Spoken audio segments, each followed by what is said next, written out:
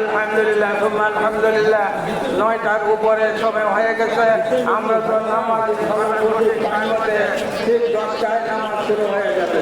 এর আগে এই যে কাজকর্ম হালকা করে দিয়েছ, ইফতারের ব্যবস্থা করেছ, যারা নাকি কাজকর্ম হালকা করে দিয়েছ তাদের জন্য 3টি পুরস্কার। একটি পুরস্কার তোমার জীবনের সমস্ত গুণ আমি মাফ করে দিলাম, এবং দ্বিতীয় পুরস্কার এই রোজার সওয়াব তোমাকে দান করা হয়েছে। 3 নম্বর পুরস্কার তোমাকে জাহান্নাম থেকে মুক্তি দান করা হয়েছে।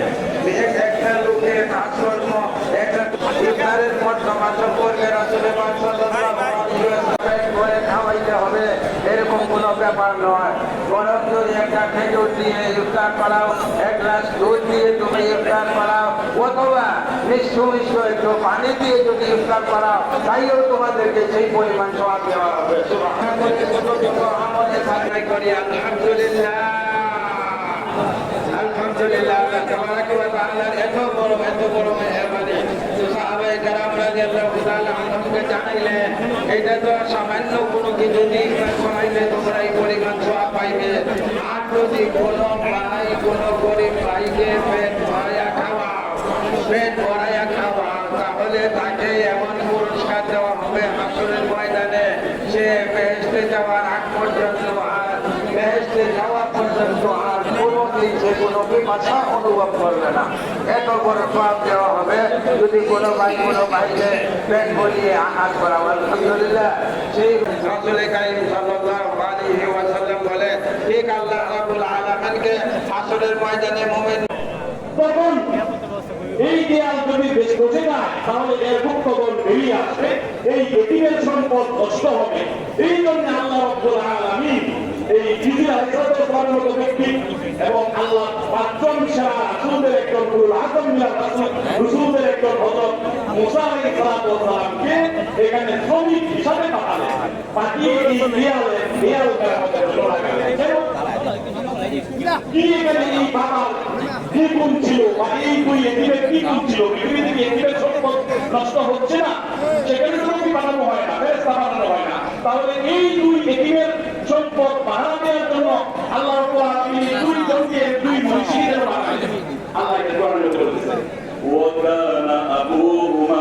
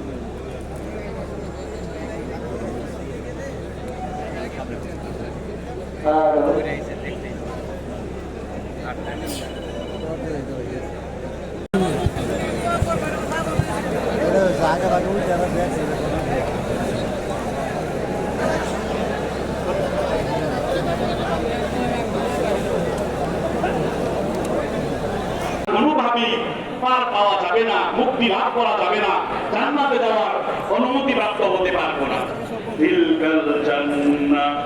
তিলকাল জান্নাতুল্লাতী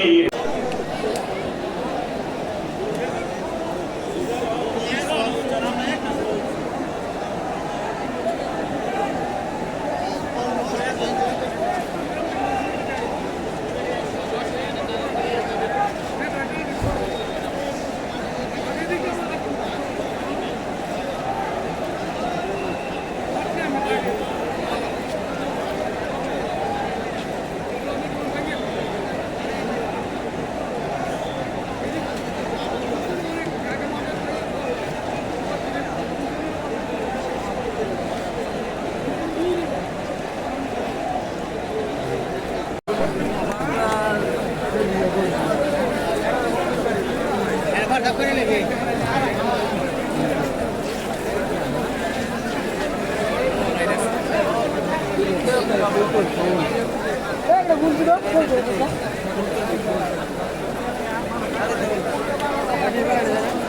Venga,